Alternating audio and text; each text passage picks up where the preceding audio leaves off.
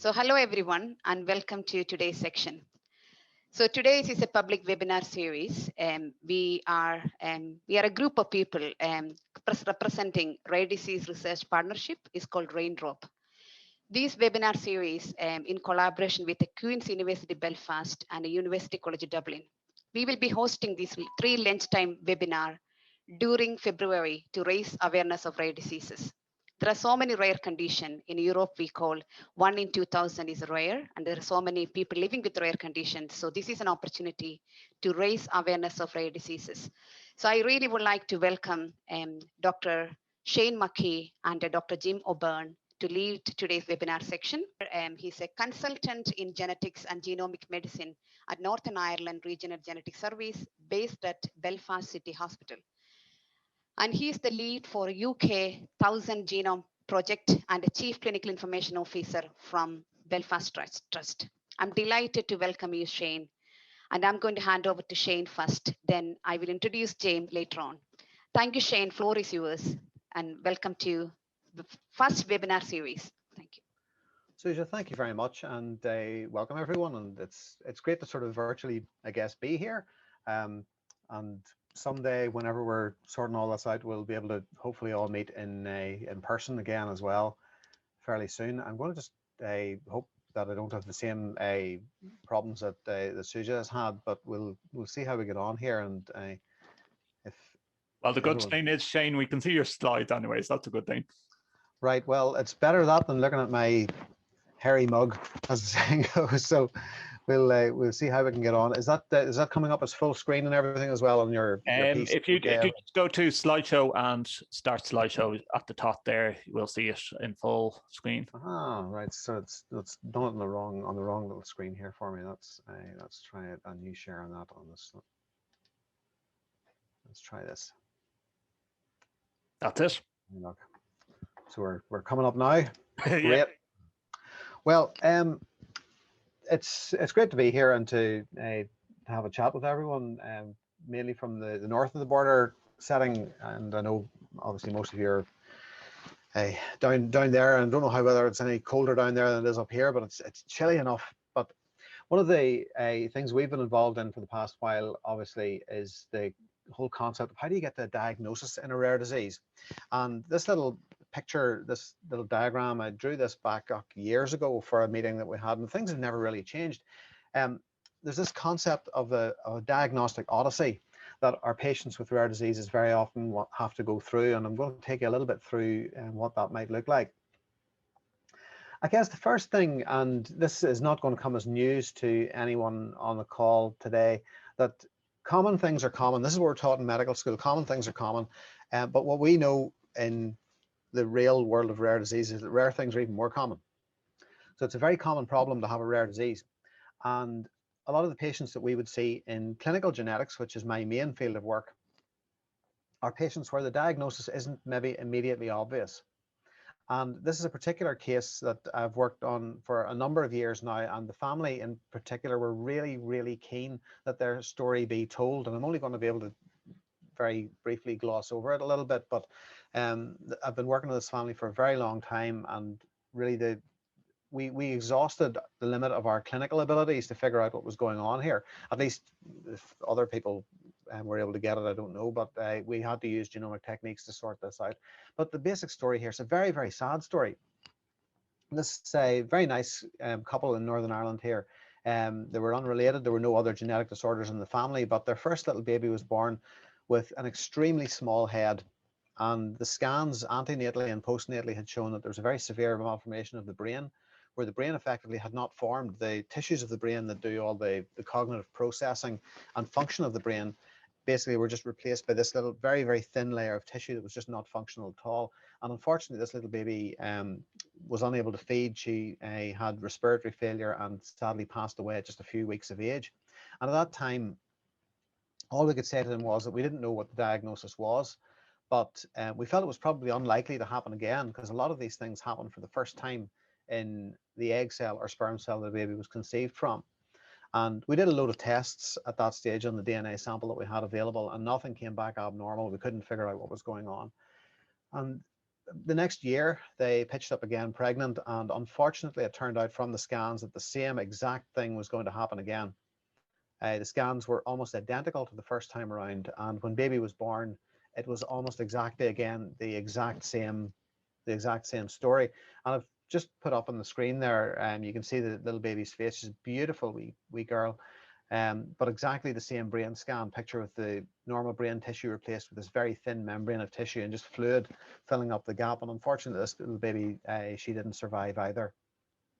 And so the couple, I'd seen them a number of times, and this would be very common in a lot of cases with these very rare disorders. We knew there was something genetic going on. It had happened twice in 2 baby girls, so we thought this was probably going to be something that was recessive. So mum was going to be a carrier and dad was going to be a carrier of the same thing, and there was a 1 in 4 risk of a baby being affected. So that information we could give to them, but we couldn't give them a firm diagnosis, and we couldn't tell them what the specific diagnosis actually was, and we couldn't give them a test to see whether further pregnancies were going to be affected, or offer them pre-implantation genetic diagnosis to prevent this happening first time round. So the family were going through this very big mix of emotions, as you can imagine. You know, why us? Why did this happen to us? Was there anything I've done or could have done or should have done or would have done that would have made a difference here? Is it going to happen again? And that was the only thing that we could answer reasonably well in terms of statistics. We'd said there was a 1 in 4 risk of this happening again. Is there anything we can do? And I mean, the mum said to me at one stage, you know, are we just cursed? Does this mean that we're not going to be able to have kids? And these are things that a lot of our families with these very rare, particularly these fatal rare diseases, have going through their heads. Now, rare disease, and this audience know this stuff, I think, pretty well, that a rare disease is not a rare thing.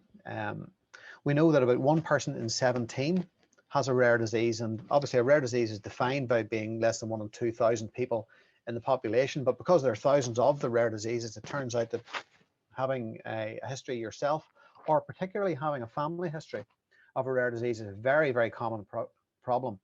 Some of these slides are lifted from the UK 100,000 Genomes project, which is why the bottom left of Ireland isn't in the mix in this particular slide, but it applies right across UK and Ireland and Europe, US, Australia, and indeed the rest of the world.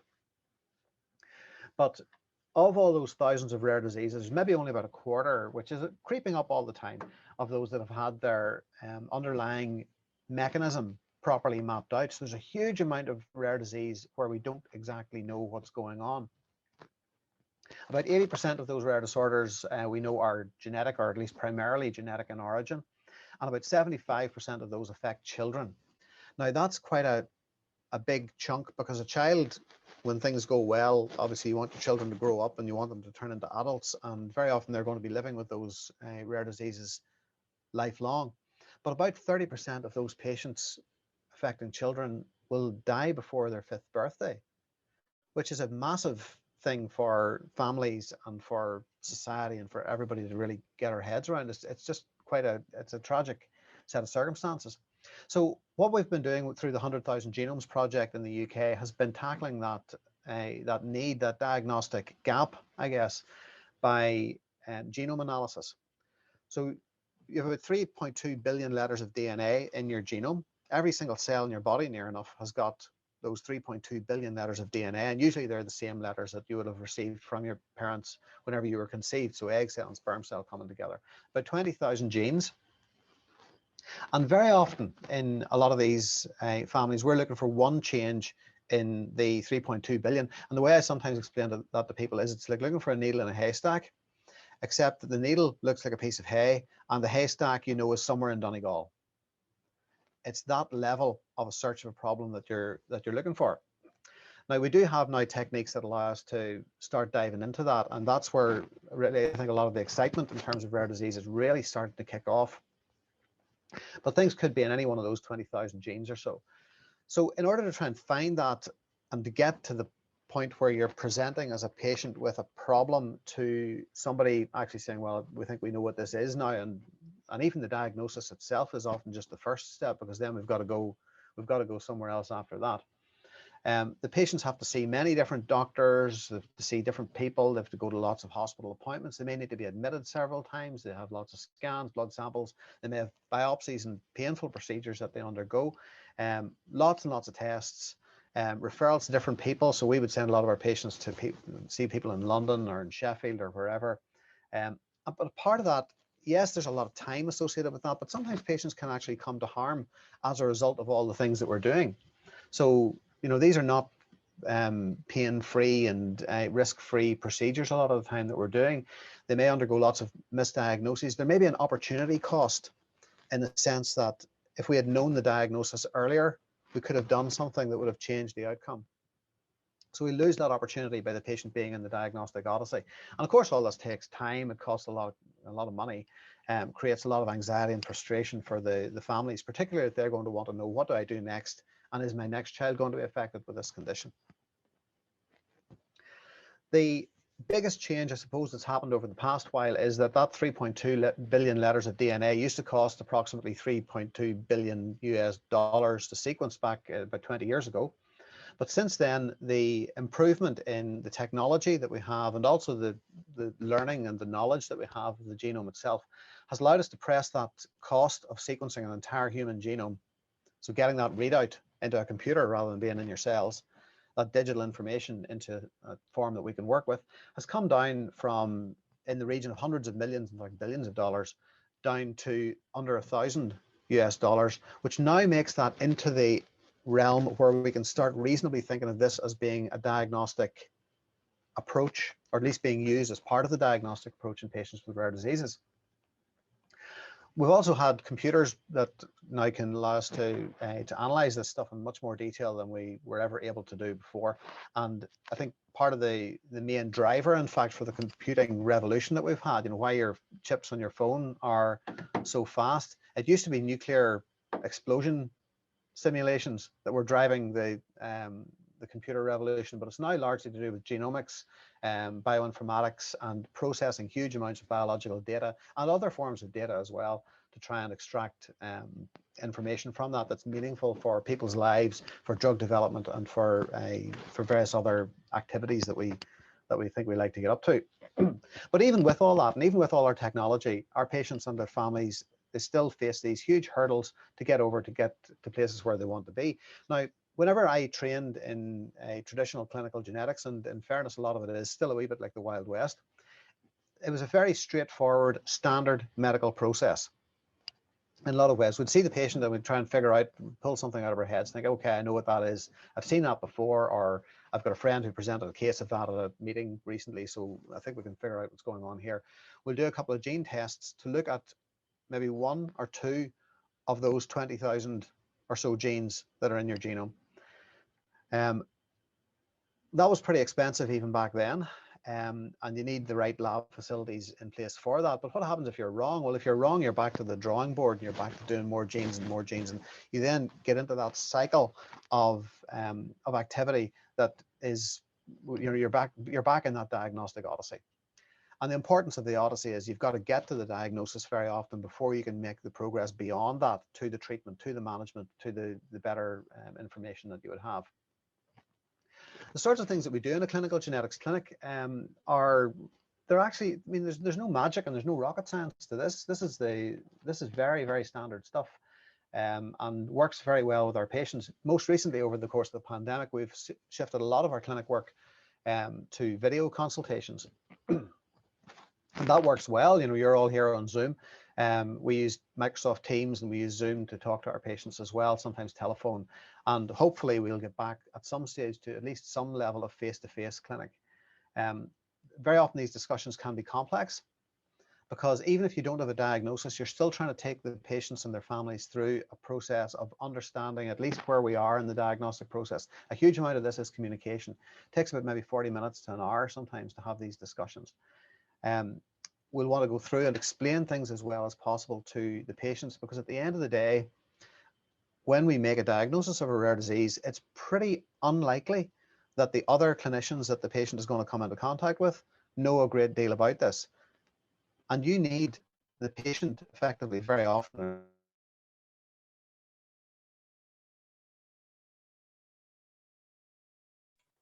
Sorry, I don't know. Have we lost Shane there? I don't know. Has his connection just dropped there? It's very much focused on it. Sorry, Jayne, we just lost you a bit there. If you want to just turn off your video camera there, Shane, the audio might be a bit better. Okay. Let's see.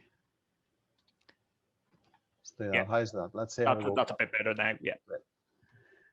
So one of the things we try to do as well is to put patients in touch with other families who may be going through the same thing, and then also with, if there is any either national, regional, Europe-wide, like the research networks, or international expertise, to try and put them into contact with those people.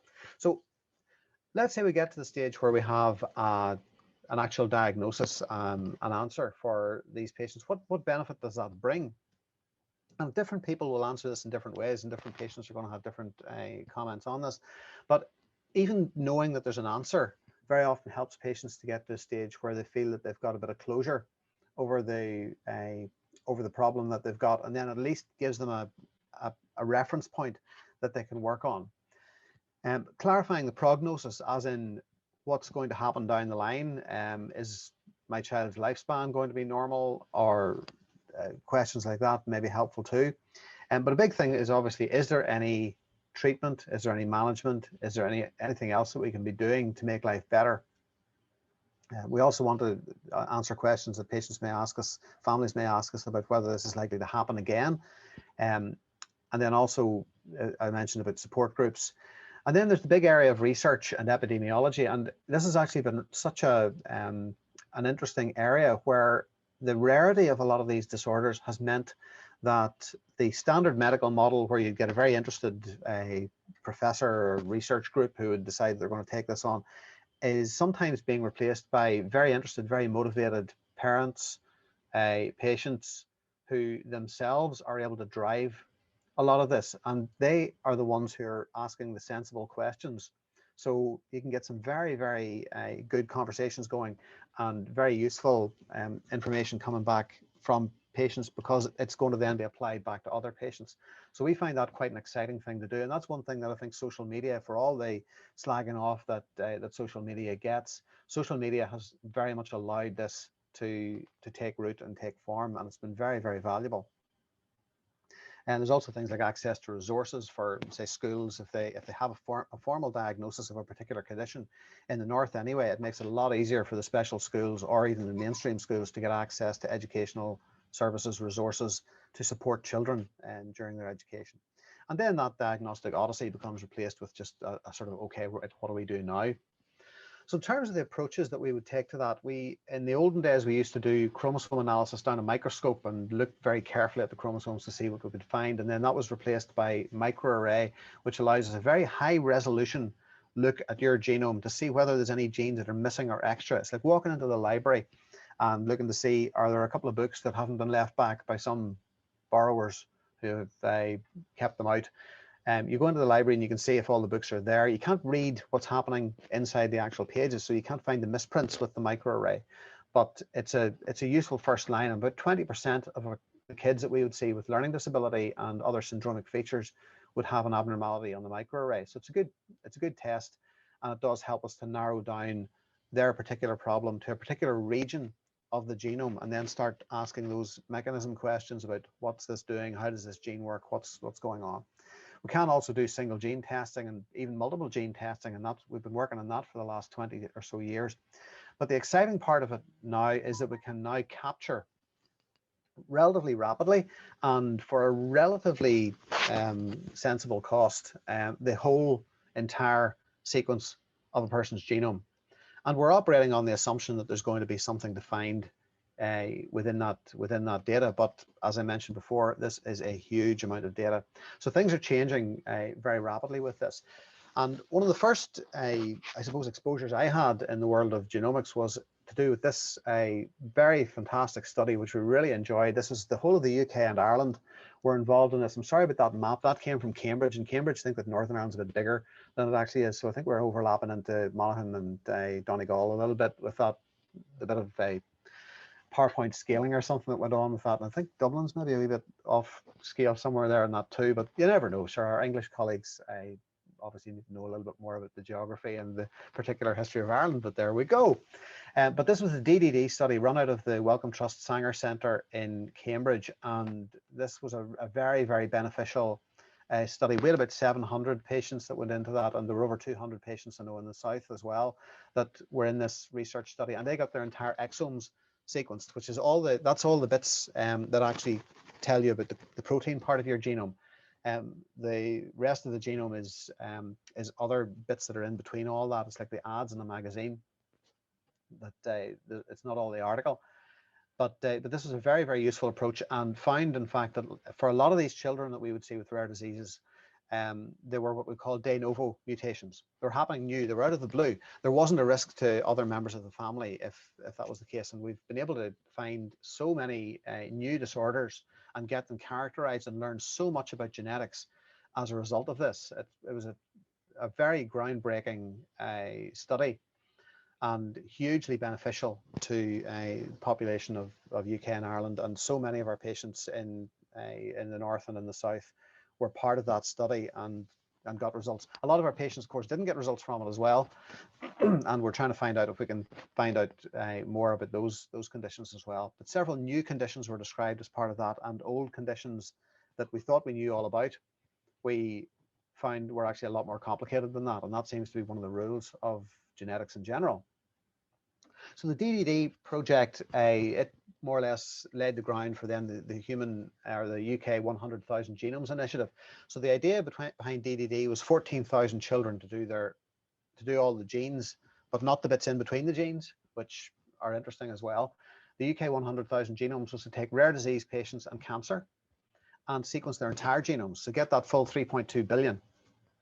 And then try to match that up with their data in terms of their health records, and then use that very explicitly to transform those care pathways to help those patients both get a diagnosis and then move beyond that to precision medicine, stratified medicine, and treatment tailored to their specific conditions.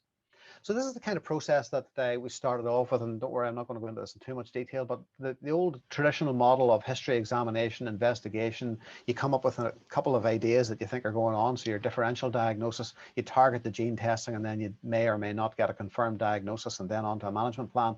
Nowadays, what we're looking at is trying to integrate huge quantities of data, not just your genome, because the genome doesn't tell you everything. You need to know what's going on in the background. You need to know what the patient's like. You need to know the experiences they have, other tests that they may have had done in the past, scans, data maybe from their lifestyle, from their wearables, from their health records, and plug that all into a process that, and I'll put it in quotes, maybe somehow comes up with some sort of answers that come out the other end. But we want those answers to be relevant for the patient, because we can't just stop at a diagnosis. We need that to actually generate treatment for them down the line and management.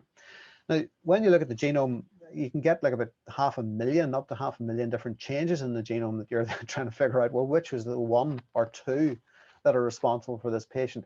And it's a complex process. It involves humans, it involves the patients themselves, it involves a lot to do with computing. And this pathway, this whole line of investigation, we sometimes call the bioinformatics pathway. So it's to take all that information together and see what filters back out of it. So it's a filter process. And that filter sometimes removes the important gene because we maybe don't recognize it, or the filters don't pick it up. So it's an iterative process. We have to go back to the start from time to time and do that all again. And it has to be really tied in with research and finding new things out about the genome, because we don't actually know enough about the genome yet. We don't know how it all works. There's a lot of genes that are in there that we just simply don't we don't understand how they work, or how they're responsible for human disease, or if they're responsible for human disease.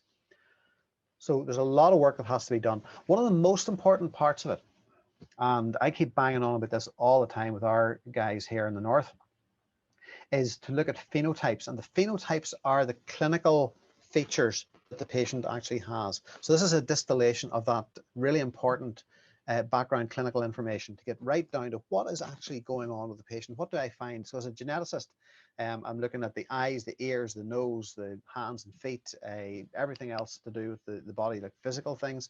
And they're also going to be biochemical markers. They're going to be other scans that we've done. They're going to be things that are internal. We've got to pull all that clinical data together in a very coded and computer readable form, and then turn that into a query, if you like, that we can then ask the genome, okay, what you got here? What variants are coming out that could plausibly be linked with these things? This all requires a background of a huge amount of research, not just in humans, but on mice, other species, worms, chickens, frogs, fish, you name it. These are all things that we try to use to understand what genes are doing, because we can fit that, or trying to fit that in with an evolutionary framework. So we can think if a gene does a certain thing in a mouse, what would that be likely to look like in a human if that were to occur? In the north, we also have this very interesting thing called the electronic care record, and I find this really very, very helpful. This pulls together all the letters, all the scans, all the lab tests from all the hospitals in Northern Ireland into a single portal. Now, it's largely not coded information, but it contains a lot of really good clinical information. That means that I, as a geneticist, can go into that record of the patient and find out who they're all seeing, what all tests have been done, what all scans have been done, and what various people have thought, and then distill that into something that I can use for finding out about the patient. We then try to pull all that information we've got from the medical side of the house and the genetic side of the house into a multidisciplinary meeting. And this is what we developed as part of the 100,000 Genomes project, where we'd have our bioinformaticians and our clinical geneticists, our clinical scientists who are critical to this whole process, genetic counselors, researchers, and administrative people, to really get around a table, virtually now, obviously, and examine the different variants that have come out of that process and think, what is this telling us? Could these changes be causing a particular condition in the patient? Very often the changes that we find, we end up having to throw them out and saying, no, we don't think this is the cause, or else we don't have enough data to confirm that that's the cause. And I guess one of the things that we don't want to do, we never want to give a wrong diagnosis. And there's a risk of doing that. You can give a wrong diagnosis, and unpicking that can be a real problem. So we have a multidisciplinary team of people, and we hope that at least 75% of the people around the table or on the Zoom call are of sound mind and cool heads, that we can really come to a determination about each of the changes that we see. We obviously have to support that with IT. We know that we're all very diverse anyway. I mentioned there's about 500,000 variants that we'd find in the DNA. And sometimes one of the problems that we would get is that every now and again we'll come up with other things that we find called incidental findings that we maybe weren't looking for to start off with, but nonetheless might be clinically important either for the patient themselves or for their wider family. A good example of this might be the breast cancer susceptibility genes. We might find a BRCA1 gene mutation or something in there, and then how do we go back to the patients and tell them all about that? So consent and understanding what the process involves is really important for these families. When we're looking at these gene changes, we do use a scoring system, and I'm not going to go into this, but it was developed by the American College of Medical Genetics, the ACMG, and this allows us to at least give a bit more confidence or a bit less confidence to whether a particular genetic change, one particular misprint or just spelling variant in a gene is likely or maybe isn't likely to be responsible for the patient's phenotype. And we consider lots of different forms of evidence. This is quite systematized now, it's quite standardized, and it works really very, very well. And we generally don't report a mutation as being likely causative of the patient's condition unless we're pretty sure that is something we're going to hang our hats on. So it does mean that a lot of patients would fall in the middle of this sort of beige area of uncertainty. And it can be sometimes quite difficult to get people out of that, either towards the benign area where we think, no, this variant is just part of the normal population, or up to the pathogenic area, which is where we think this is actually causing the problem. So there's a lot of work goes into this, and this takes a lot of our clinical scientist and bioinformatician and clinician time to sort out.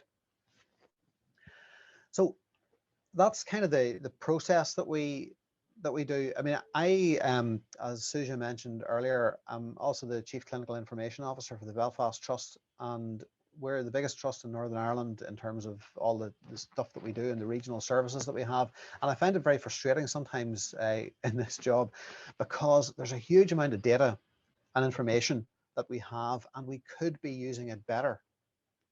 We could be using it better for our patients, and they need to know how we're using it, obviously, and consent to that and to agree that we should be using it in certain ways. But pulling all that together is a really difficult thing. In the South, you'll know all about the Children's Hospital and the EHR, the electronic health record, that's going to underpin that. We're using a different EHR. We're going to start using that. We're implementing that pretty soon. It's called Encompass, is the name of the project, but it uses an American system called Epic, which is a fairly famous electronic health record. But it's architecting that and it's designing that system that allows all this to flow, because we realized very early on that this is way beyond the capability of human brains to simply do. We've got to have a structure in place that allows all this to happen, and to make sure that whenever a patient pitches into my clinic, that I'm able to push them through this, or help guide them through this process, so that they come out the other end knowing more than they went into, and that can then improve their outcomes. We're doing a small part of that using a thing called OpenEHR, or OpenAir, which stands for Open Electronic Health Records. And it's a data standard that is internationally validated, but that can map between multiple different areas. So the patient's information isn't locked within one system. And this is the biggest problem we have in health informatics altogether. If you have, say in the North here, if I was to have a patient logged on my Starlims lab system, that system doesn't talk with our lab center system in the wider laboratories, and that doesn't talk with the patient administration system that sorts out all the appointments with the hospital. It doesn't talk with the documentation system that has all the patient letters in it. So the data is broken up in what we call different silos. We need to start bringing those silos together so that information can flow more easily, so that we can track it better, and the patient knows as well who's looking at it and what they're doing with it and what conclusions they're making with it. But that ultimately then it translates into diagnoses, better patient management decisions, and better outcomes out the other end. So our project's called Genoceanic, which stands for Genomics Open Core Engine Accelerating Northern Ireland Care. And it's a bit of a contrived acronym, but it'll do all right. Oceanic was one of the great ocean liners that was built in Belfast and Harland and Wolff. It was one of the ones that didn't sink. Biggest at its time, and obviously now we're looking, I think, across the world now towards a knowledge economy and towards developing things that are going to actually help people in their lives. So the idea here is to connect that phenotype up, largely based on the 100,000 Genomes project architecture, and then close that loop and bring things back to the families. And effectively, that's what we wanted to do with this family. And this particular family and their little babies who had sadly died, Anna and Olivia, we were able to do that. And this was one of the results that I wanted to come out of the 100,000, I think nearly more than any other result. And I was constantly hitting the databases and trying to see what was coming out and what was the news, what was the latest from the 100,000, particularly for this family, because they left quite an impression on me as well. And happily, in this family, we were able to find the explanation in the family. We found that both these little girls, and we had no way that we're ever going to find this without doing a whole genome sequencing, but they both had two changes that they'd inherited from each of their parents in a gene called FLVCR2. Genes have all these very weird names. FLVCR2 is the feline leukemia virus C receptor type 2, which doesn't really, well, feline obviously means it was first found in cats, and we know that cats have this particular viral infection that they can get, and the virus, just a bit like the COVID spike protein, it latches onto a protein on cells and gets into the cells that way. So this protein ended up being called a viral receptor. Of course, it's not a viral receptor. It just happens to be a protein that latches onto with that virus, but it controls the exchange of a protein or of a molecule called heme in and out of nerve cells, and this is very necessary for the nerve cells to grow and to mature and to function normally. So they had both copies of this gene. These little girls had both copies of this gene knocked out, and that causes a condition called Fowler syndrome, which is inherited in a mechanism, as we mentioned there, because both parents are carriers of this. It's autosomal recessive, so we know that there's a 1 in 4 risk of being affected. Now, what benefit did that diagnosis bring to this family? Well, it basically meant that we're now able to offer them prenatal diagnosis or pre-implantation diagnosis. And from going from a position where this couple were saying, we can't face the possibility of even trying for another child, to the point where they're now able to say, okay, now we know what it is. We feel more confident. We're more assured that there's a plan, or we can make a plan, and we can have that diagnosis. It means that now, you know, we're able to move on as a family and to consider the possibility of having another child. So I'm still waiting to hear from them as to where they're at with that. But this has been absolutely groundbreaking in terms of changing their entire outlook to their possible future family life. So we were delighted about that. So all this is about turning genomics not into something that's just a technological finding, but it's a process that has patients and people very much at the center. It's got to be supported by the technology, but it's to connect all these multiple different lines of data together and connect the patients, I guess, with the people who can help them. And we like to think, in fact, we know we are making a real difference to the lives of people, and we're getting feedback from patients about that through the 100,000 and through our regular clinical service. And this is a global phenomenon, and really I think genomics is really starting to deliver, and I think Jim's going to talk a bit more about that in a moment. Thank you so much, Jayne, and it was a fabulous talk. I'm going to hold the thought towards the end. Now I'm going to invite Jim, so that means we will have a both talk completed before we take the question and answers. Is that okay? So Avril Kennan, a CEO of HRCI, is here to do the moderation at the end. So now I'm going to invite Dr. James O'Byrne. I call him Jim. So Jim is a consultant clinical biochemical geneticist based in the Metabolic Center at Mater University Hospital. In the field of rare diseases, through working with the patient with inherited metabolic disorders, James applies genomics and precision medicine in diagnosis and management of patients and family. He's also leading a principal investigator in Ireland on a phase 3 clinical trial for a novel therapy for Fabry diseases. And he's also teach in the field of metabolic medicine, clinical geneticist, genomics, and rare diseases across a number of universities in Dublin. So it's my pleasure to welcome my former colleague, James O'Byrne. And thank you, James. Floor is yours. Thank you very much, Suja, and thanks to the organisers for the invite. It's great to be involved, and thanks to Dr. McKee or Jayne for so eloquently covering a huge amount of ground in an engaging talk. And I hope that this will just complement what Jayne has gone through already. So I'm going to share my screen now.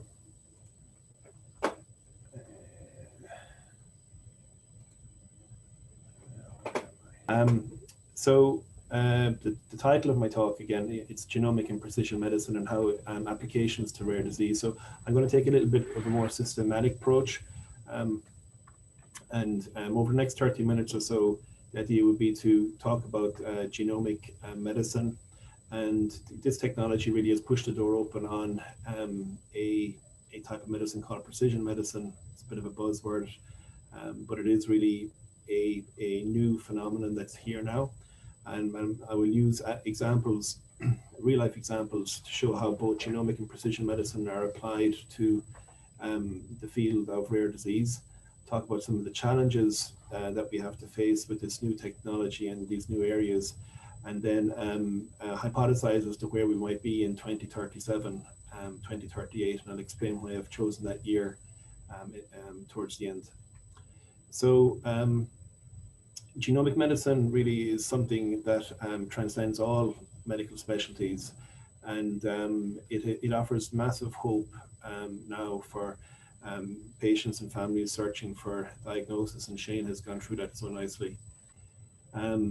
Just to set the scene slightly, and this is a useful slide to just go through, you to put into context. So Sanger sequencing was the sequencing of choice that has really been around for 30 years or so.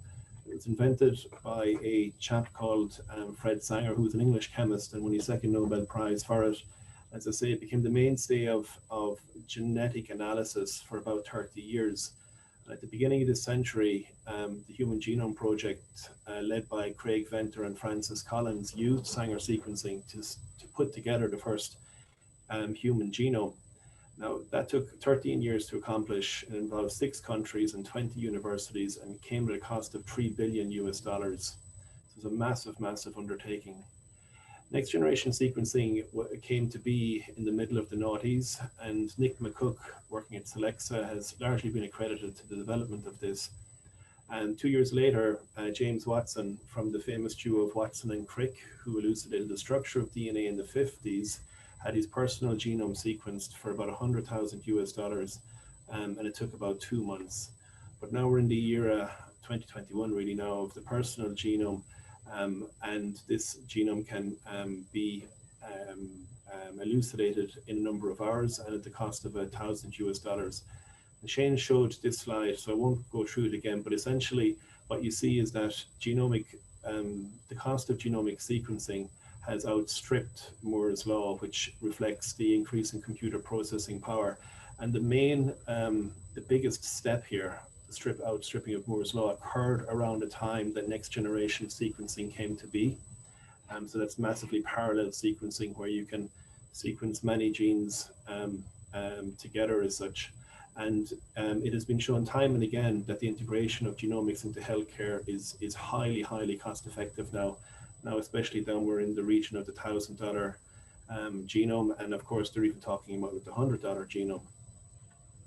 So with the improvement in genomic sequencing and the falling costs, it's no surprise that you see it being applied much more so now in health.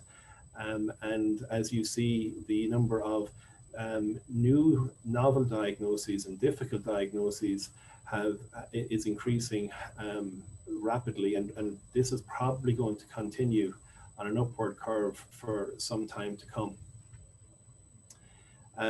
This is a slide, it's 2 years old now, but it gives a sense of just how important genomic medicine is becoming on a worldwide scale. So Jayne has talked about the 100,000 genome project over here, which of course has led to the UK's National Genomic Service kicking off towards the end of last year. But it's 15, 16 countries have invested heavily in this. Even if we look at what China have done, they've invested $9 billion and intend to sequence millions of genomes in the next number of years. Here in the Republic, there is a lot of movement now towards setting up the national genome or national genomic strategy. And I think that a lot of we'll be hearing an awful lot about that in 2021, thankfully, and hopefully the Republic of Ireland will be able to be added to the list of countries who have a national genomic initiative. So I thought I'd just use a couple of cases to show the benefit of genomic medicine to rare diseases. And I'll just bring you through one case here. Jayne talked about a diagnostic odyssey, and this little boy certainly was on one. He started to develop symptoms of paroxysmal dystonia, which means that certain parts of his body would become contorted and lock for a number of times a day from around 2 years of age. And from the age of 2 to 5, he saw multiple specialists and had a standard examination, standard workup, which involved radiology, all with some non-specific findings, but no slam dunk diagnosis. And during the course of that 3-year period, he had heaps of different types of tests done, like nerve conduction studies, biochemical tests. He had muscle biopsies done. He had some genetics, but still no diagnosis. But by the age of 5, whole exome sequencing had arrived, and he was enrolled on one of the projects for whole exome sequencing. And we found a significant, or what we thought was possibly a significant gene change on a gene called PDHA1. Now, we weren't really sure the significance of that, so we did some extra work to look at what effect that gene change has on PDHA1. And we know that PDHA1 is important, it produces an important subunit for a complex called the pyruvate dehydrogenase complex. So we looked at the functional, some functional activity, and we found that the product of the gene was actually, the activity was lower than what you would expect. So we could give a sure-footed diagnosis of pyruvate dehydrogenase deficiency. Now, this is the way this child presented would have been a very atypical way for pyruvate dehydrogenase deficiency to present. It normally occurs far earlier and a much more severe outcome. So this is an atypical way of which it presented, and of course that makes the diagnosis far more challenging. But looking at the literature, we could see that if you give thiamine, sometimes patients can respond. So we trialed the boy with thiamine, and almost immediately he had a significant improvement in symptoms. And we increased thiamine, and only a few weeks later, most of those episodes had stopped, and he walked home from school for the first time. And thiamine is a B vitamin. So it was really a remarkable case that I'd like to talk about. But so essentially what happened here is that we had a patient that we didn't really know what was going on. So the patient had genomic sequencing performed, a molecular abnormality was identified. Treatment based on that molecular abnormality was also identified, given to the patient to improve symptoms and affect outcome in a positive way. The second application I'd like to mention is about challenging established diagnoses. So this is a gentleman who's in his early 60s, and he was referred into our service with a diagnosis of Marotolami. It's a lysosomal storage disorder, a very rare disorder, and he was given this diagnosis in his 20s. But when we saw him, we didn't think he had Marotolami, but we did some tests to make sure it wasn't. And the tests that you would do would be standard urine test, and it was unremarkable. So when we decided then to look really deeply here and try to find out what was going on. Well, you can see here that he had some abnormalities of his fingers and of his toes. He actually had some abnormalities of his skull as well. And also the tips of his fingers here look like there was like a bone resorption going on. So again, so we've now deep phenotyped. We didn't really know what was going on, so we decided to go and do some genomic sequencing, and we found a gene change on a gene called Notch2. So he actually has a condition called Haju-Cheney syndrome, which is very, very rare. I think it's the only one in the Republic. But what's remarkable here is that he had a diagnosis for 40 years and lived with that diagnosis. So whenever he came into hospital, the doctors would act a certain way based on the diagnosis that he had, so on and so forth. But then in his 60s, he got the actual diagnosis. And this is important because the initial diagnosis was considered autosomal recessive. This is actually autosomal dominant. So that is important when you're counseling the family and identifying who should be tested in the family or be offered to be tested in the family. So in the unit here now, we've had, in the last year or so, using genomic technology, identified 17 more cases like this where they may have had an initial diagnosis, but actually it's been reversed as such. And we've used other technologies besides genomic sequencing, but genomic sequencing to a large degree to establish accurate diagnoses in these patients. I just mentioned Carl Kavanagh here, who's one of our industrious registrars who has led this. So what you have, this shows very nicely where you have an undiagnosed patient, and then if you phenotype or map the appearance in the patient deeply, you marry that to the genomic sequencing information. You may have to end up sharing data among colleagues or among other institutes across the world to figure out exactly what's going on. But the idea being then that you will end up with a diagnosis at the end, and hopefully in a situation where you can change management in a positive way. The other application I'd like to mention is about how this technology is actually helping to educate doctors and to rewrite the medical textbooks. This is an example, a case of a 2-year-old boy who was fine up until around 16 months of age. But from 16 months of age to 2 years, suddenly started to regress in his developmental milestones. This obviously was very startling to the parents and to the doctors taking care of him, and he had a standard workup done again, but again, no sure-footed diagnosis.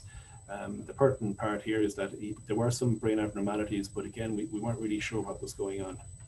So we sat down and made a list of what we thought might be going on, and the list was very large and extensive. And instead of picking through each one of these and testing for each one individually, we ended up doing some genomic sequencing, and we found the gene change on a gene called PLA2G6.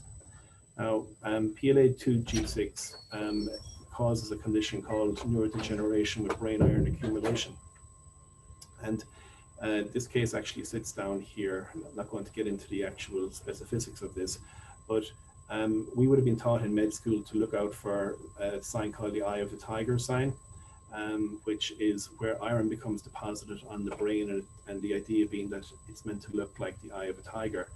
But of course, he didn't have this, and he didn't have this because he was only 2 years of age. If he had a brain scan at 5, he probably would have had this. So in other words, this is an example of genomic medicine making a diagnosis before the pathognomonic sign occurs. Because we could do that, unfortunately there's no treatment here, but we could then contact the world expert in this type of condition and get him into a clinic where he would get the best care possible. So as I mentioned, genomic medicine has pushed the door open on precision medicine. It's here now, and I just wanted to draw your attention to Craig Venter here again, who I mentioned at the beginning of the talk, who let out in the Human Genome Project. So he's still involved. And this is not an exhaustive list, but it gives you a sense of the type of precision medicine that's now available in rare diseases. You have therapies that can be guided towards the exact gene change. You have pharmacogenomics, gene therapies, genome editing therapies, and then of course reproductive options that become available if you understand the abnormal gene change. So I'm going to just mention a couple of them in relation to some of the diseases where we now have therapies that you can give if you identify the abnormal gene change. One is in relation to a disease we have here that we see here in the unit called Fabry disease. We have about 80 patients with Fabry disease. It's a multisystemic condition, and up until recently, the only real treatment available for it was enzyme replacement therapy, whereby you would replace the defective enzyme. But now, newer therapies like chaperone therapies have come to be, and some of these are genotype specific. So we can actually use the genotype of the patients to identify which patients might be candidates for alternative therapies. Another condition that we see in the unit here quite a bit is phenylketonuria. It's one of the most famous inherited metabolic disorders caused by an abnormality in an enzyme called phenylalanine hydroxylase. And up until recently, the treatment for phenylalanine, for PKU, was entirely diet driven. In other words, you would remove the causative issue or the phenylalanine from the diet to protect brain function. But recently now there is cofactor therapy available called tetrahydrobiopterin or Kuvan, which is genotype specific.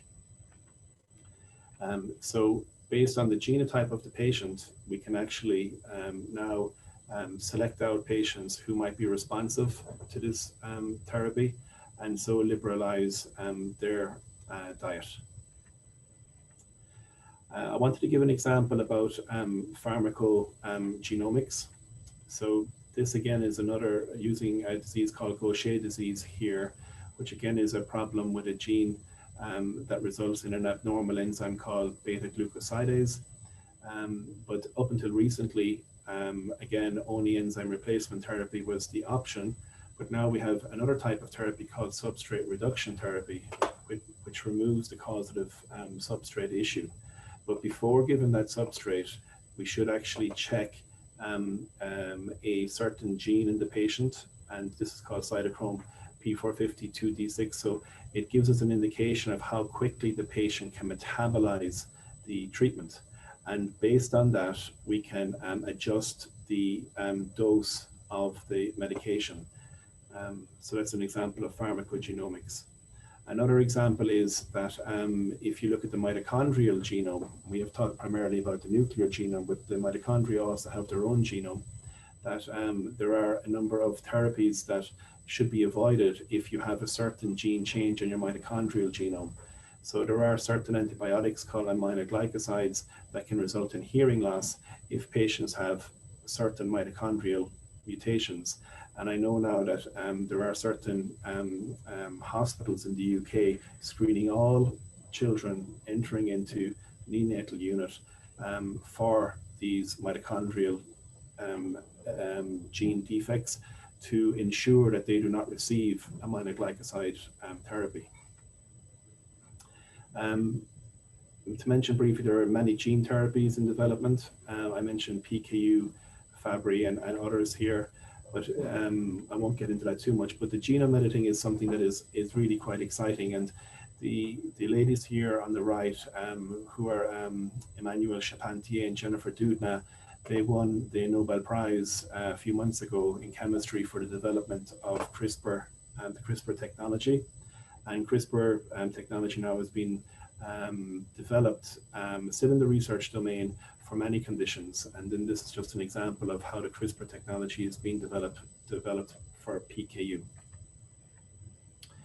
When we know the abnormal nucleotide or the abnormal gene issue, suddenly lots of other prenatal options become available to the couple, such as pre-implantation genetic diagnosis, non-invasive prenatal testing, and also the 3-person embryo or the mitochondrial donation.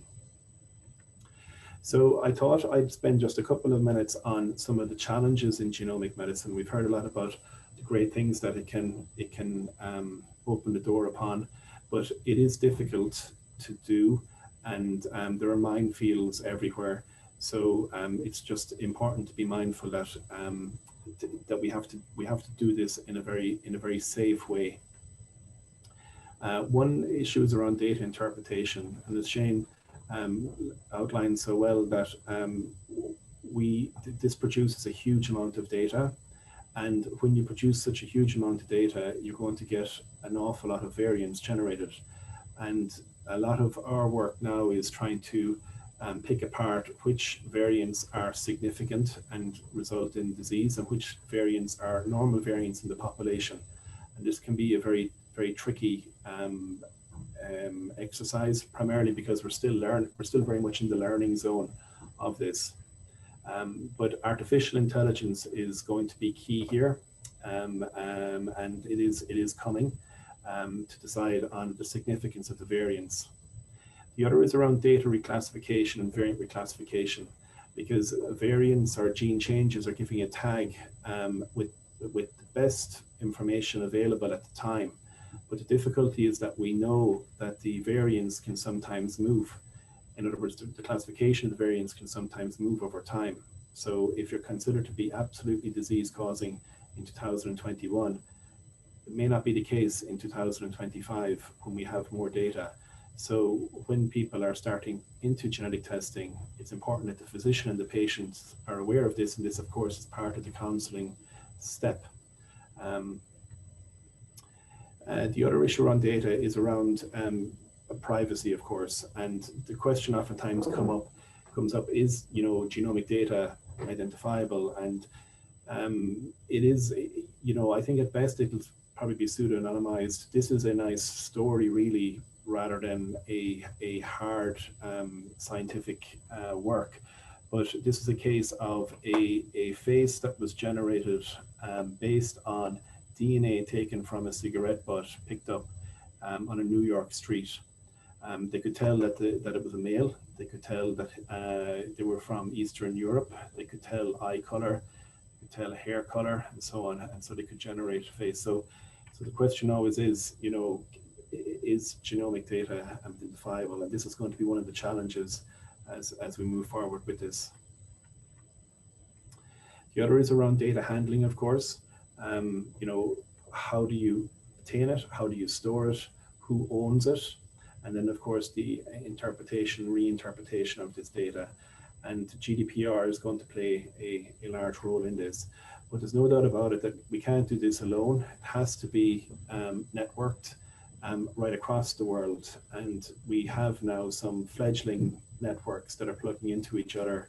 So if I have a patient in Dublin, I can contact a colleague in Brazil who may have a similar patient or a similar gene change, and we can work together to try to figure out what's going on in our patients. The last challenge I put in is around education. because we've talked about genomics here, but there are so many other older technologies that Shane mentioned that can't be forgotten about. And without these technologies supporting the big brother of the next generation of sequencer here in the middle, we won't have, you're going to miss a lot of other diagnoses. So although genomics is great and it gives a high diagnostic yield, there are many other conditions that will actually be missed if you just do genomic sequencing. And genomics is the tip of the iceberg. We have multiple layers of omics coming down the line, like epigenomics, transcriptomics, proteomics, and metabolomics, looking at the RNA level, looking at the protein level, looking at how the proteins all interact with each other on a cellular level. And the gene sequences are going to get smaller.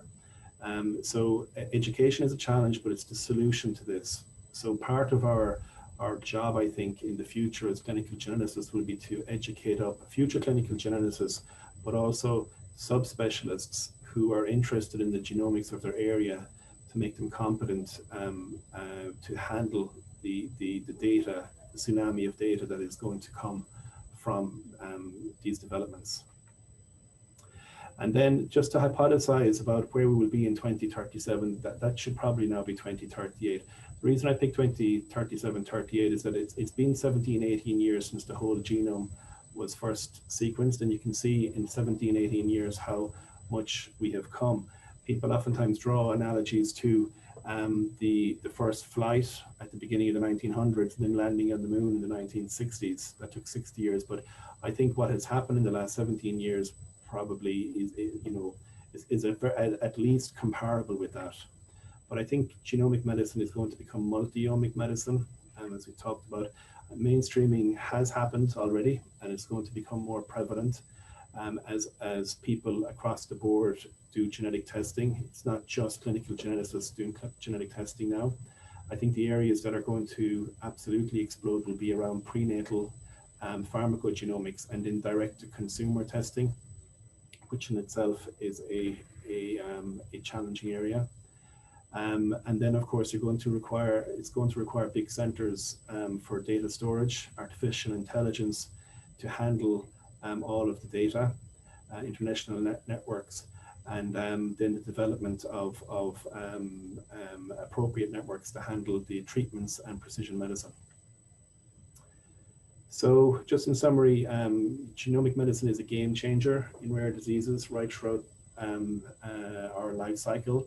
It can establish difficult novel diagnoses. It's rewriting the medical textbooks. It has opened a door in precision medicine. It has allowed mainstreaming. It has put us in a situation where we can be reactive rather than proactive. So in other words, we can be proactive rather than reactive, I should say. In other words, that we can identify gene changes that will signify or signal disease development in maybe 10 years and actually be proactive about preventing that rather than reacting to the disease after it's developed. The challenges are around large data sets, around the interpretation of data, the incidental or secondary findings that you find across the genome when you do this, and ethics as well, which we didn't have time to get into today, but that is going to play a massive role around the area, and especially around the, just because you can doesn't mean you should, and the consenting of the area, and of course education as well. So I'll finish there. Thanks for listening, and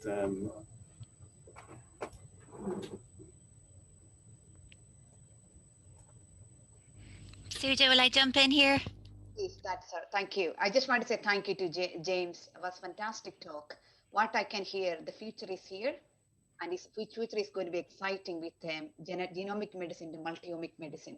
And I am super excited. I think for my own profession, nursing and midwifery, we need to encourage our students to learn and understand more genetics and genomics into nursing practice and midwifery practice. I think I'm really looking forward to working with you both, and also across the Northern Ireland universities and here in the South. And thank you so much, both Shane and Jim, and looking forward to working with you in the future, if that all goes well. Thank you. I'm going to hand over to Avril. Thanks, Suja. Yes, you're right. The future is in good hands. I think that those talks were very inspiring and positive overall. My name is Avril Kennan. I'm the CEO of Health Research Charities Ireland. So we're an umbrella organisation for charities with a focus on health research. And of course, many of them are patient organisations. So genomics is a topic that comes up for us all the time. You can imagine it's a very important one. James, you talked about James Watson, who discovered the structure of DNA, and you reminded me of a time when I actually had dinner in his house. It's a long story, but somebody at the table that night, not James Watson himself, but one of the other members of the group, decided to pour tea for everybody, but was a little on the drunk side and poured tea all over the table instead of in the teacups, and we all just sat there and pretended not to notice what was happening. These days, things are not so exciting. I think that the highlight of most people's week has been a lawyer disguised as a cat. But thank you both for giving us a slightly more intellectual highlight in the week. I'm here on behalf of AJ McKnight, who I know put a lot of work into this event, who couldn't be here today. And herself and Suja have done a lot of planning. And I know you're both very keen that we not just look to Rare Disease Day on the 28th of February, such an important day for the rare disease community, but actually celebrate Rare Disease Month as a whole and give rare diseases that focus that they deserve. And in fact, I think, you know, a lot of what we know from in common diseases, a lot of modern medicine is based actually on what we have learned through genetic analysis in rare diseases. So common conditions have a lot to thank rare diseases for as well. Listening to you both talk, and it's a question that comes up for me every so often. I'm wondering, how far away are we, or will we ever be there, to parents themselves or patients themselves putting a list of symptoms into a database and getting a tentative diagnosis back? Or will that ever be appropriate? Jayne, I might come to you first. Yeah, Avril. I guess the way I would answer that is that sort of thing we know already exists, and it's not that hard to do. The problem is that the differential list of diagnoses, so the possibilities that you could have, are so broad. And as I mentioned before, you know, if you come to see me in clinic and I put your symptoms into my special database, which is a special top end database, I'm still going to come out with I don't know how many answers. And I think the thing about the genome is the genome takes it out of that realm altogether. So where you don't have to start with either a short list of conditions, like a differential diagnosis, like a sort of rank 1, 2, 3, 4, 5, 6, 7. You're not so much in there as in you can integrate all that information together in one go. So you can ask that, you don't have to start off with a short list. You can start off with as long a list as you like, but then you can use the integration between those different forms of data to come up with your answer at the end. So I don't think we're at the stage where we can stick in the symptoms. There are some conditions where you can do that, but I wouldn't normally advise it. But it's more integrating those multiple big different data sets that nobody can actually type in, but that will nonetheless be able to be analyzed as part of that. But I think one thing that you mentioned there is really key, and that is that you do actually need that clinical information to interpret the genome. You can't interpret a genome without all that. You can't, you know, I can't look at a DNA sample, as Jim was saying about, you know, the guy that they identified, or well, as you know, in principle, identified from a discarded cigarette butt. We're not going to be able to diagnose a lot of genetic disorders like that. And even in kids where we know there's a definite genetic problem, sometimes the interpretation of the genome can be really, really hard and narrowing it down. So I think the key to this all is patients, professionals working together, supported by that big technology layer and that data informatics layer. Yeah. James, have you ever actually had a patient come in with a self-diagnosis from what they've read on the internet and be correct, or is that just something you don't see in rare diseases? Oh no, absolutely. Yeah, I'm sure Shane has as well. I've had a number of cases like that, and they're getting more frequent. But of course, I also have had a lot of patients come in though, and they have no fault of their own, have sort of ended up way down the wrong path. So I've had both.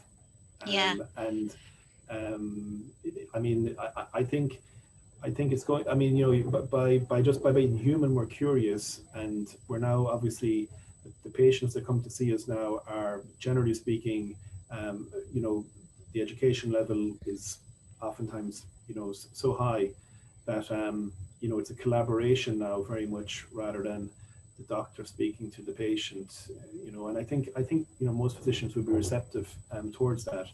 But as Shane said, it's, if you don't, you know, you have to be very careful on taking the right steps when you're going about looking at the genomic information, and even reading genomic reports.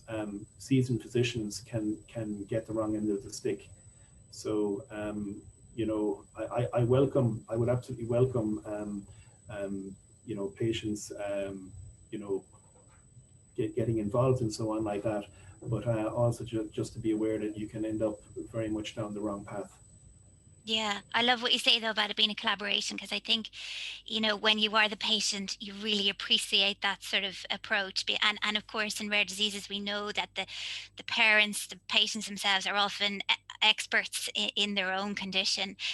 You, some of your patients are obviously getting whole genomic sequencing, James, or exome sequencing. What sort of percentage would you put forward for sequencing? So, it very much depends on the type of case. So, we have a number of patients. So if we have a number of patients without a diagnosis, and we would not always trigger genomic sequencing first in those patients. So I would say probably in the region of, I would say 30 to 40% of the patients that are coming here would end up with something like that at the moment.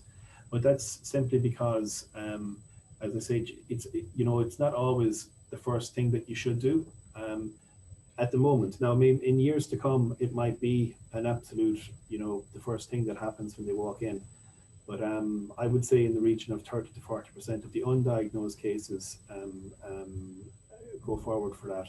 But it's because at the moment we can still make a diagnosis based on biochemistry or, you know, phenotyping, so on and so forth. Then we can nail down the exact gene, rather than, because when you end up doing whole genomic sequencing, you end up with usually a lot of other findings.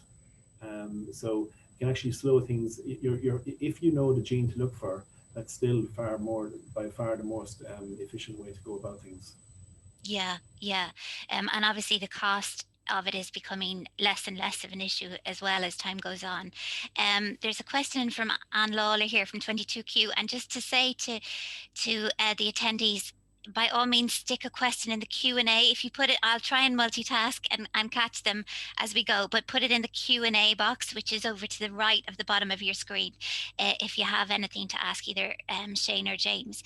So Anne is saying that she's a little bit concerned about hearing about high level of genetic and genomic inputs and lack of appropriate corresponding healthcare supports for families. And do we need a rare disease pediatric center? I guess what she's saying is, you know, there's a very scientific end, and then there's those broader supports that patients need to support them in their day-to-day lives as well. Is that something you think would be a good idea?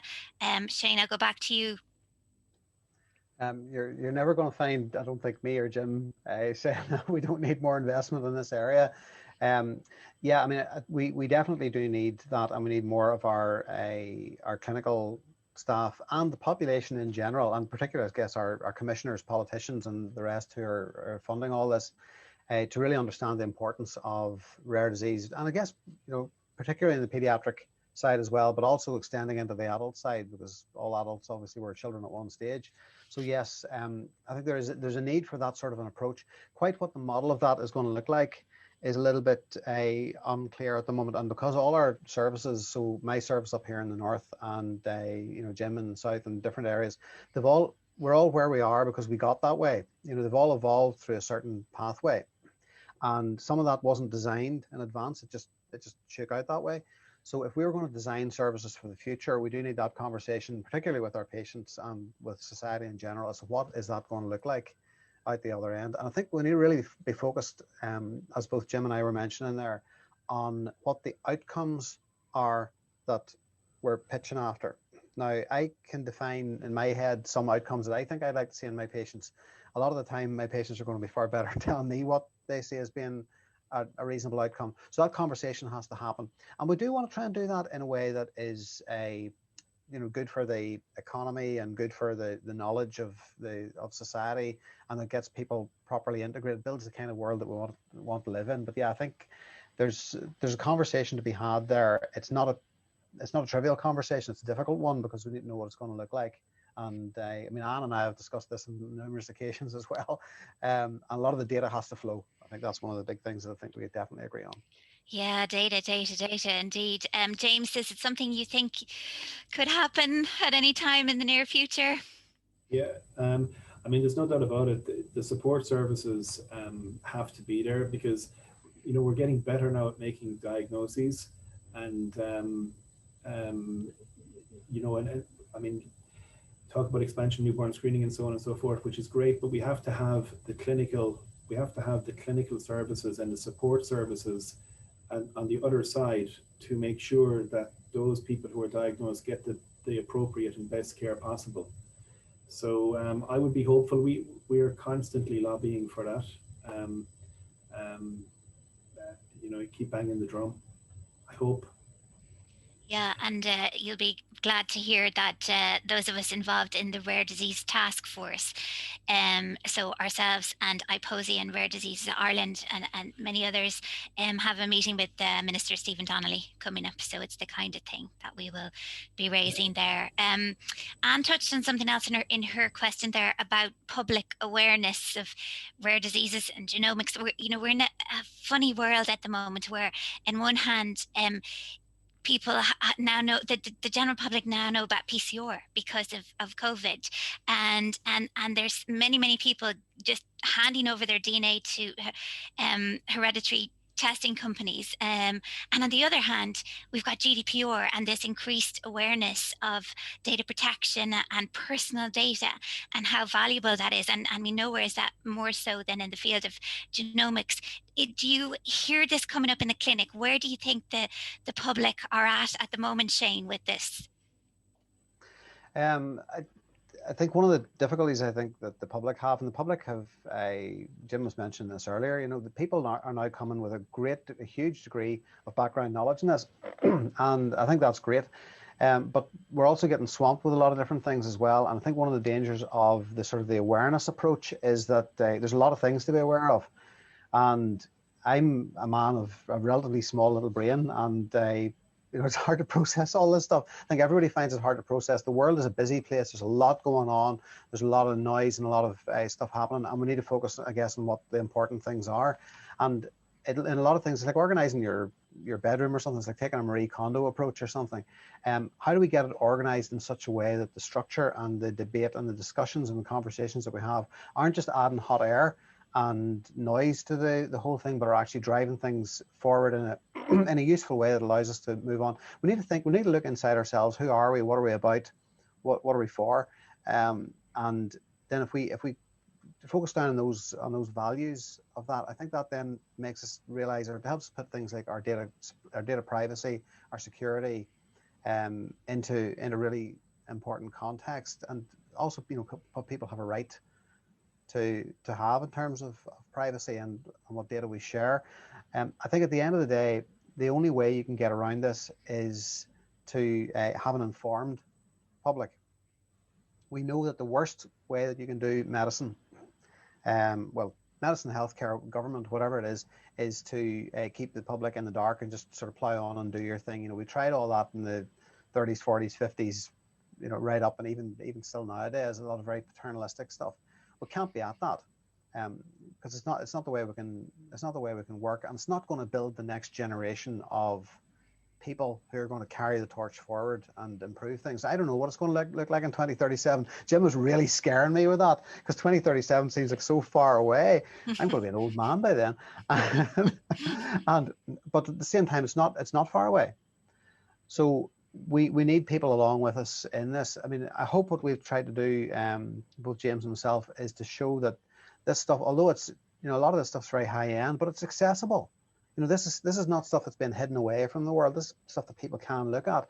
We're hoping that the next generation of kids, if they're doing their leaving or their A levels or whatever it is, that some of them are going to go into science, informatics, medicine, genetics, genomics, and carry this all forward, because it's an interesting area. Nobody should feel cut off or excluded from this.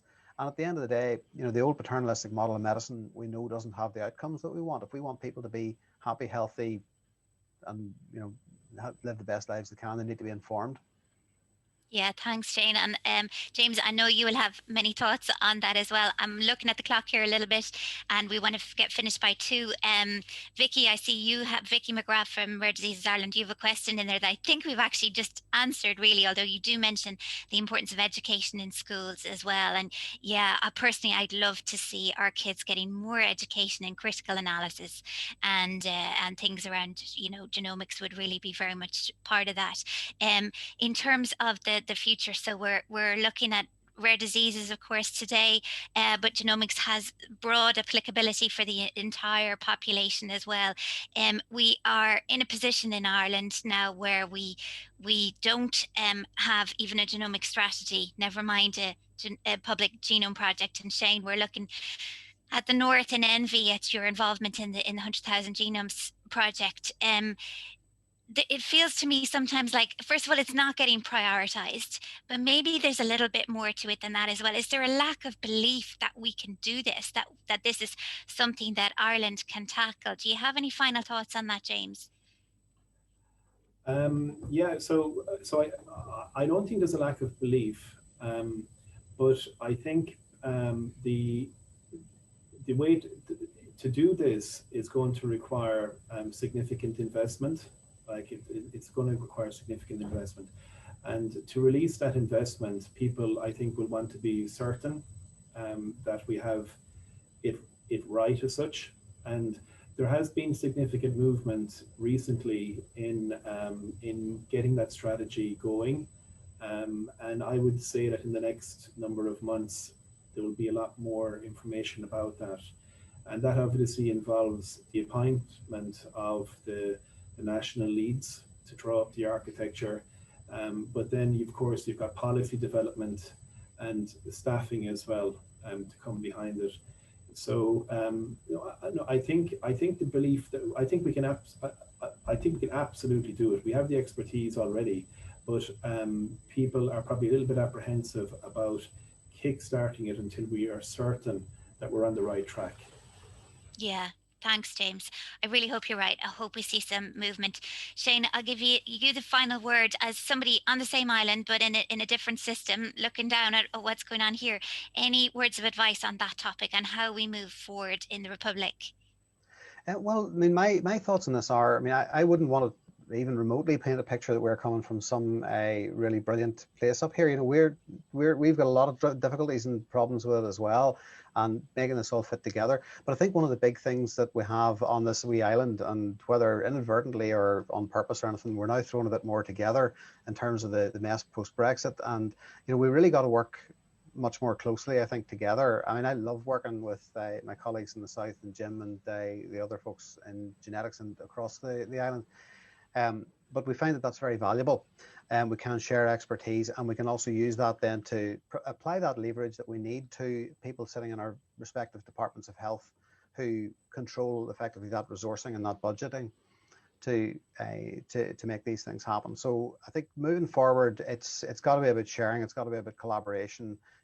We're taking the rough with the smooth here, but we're in I think a reasonably good place. We're not short of smart people. And very engaged and enthusiastic population as well, and a smart population. So no, I think we've got good places to go. Thanks a million, Jayne. And listen, thanks very much to you both. James, I know you have big things on. You've a baby on the way at any minute. Best luck. And I'll hand back over to Suja. Thanks a lot. Thank you. I have to say thank you so much for Jayne and James. It was a fantastic talk. I think we need often these type of talk and engagement and discussion, because I know you are working in the front line. People like myself and many other people joining us from patient group, families, and even other researchers and clinicians, it's very important to hear expert like yourself. And thank you so much for taking your time and joining us today. And I also would like to say thank you to all the participants and attendees. And thank you, guys. And I hope to see you again next week, this time, Thursday, 12:30 to 2, we have another talk. So thank you again, and stay safe and stay well.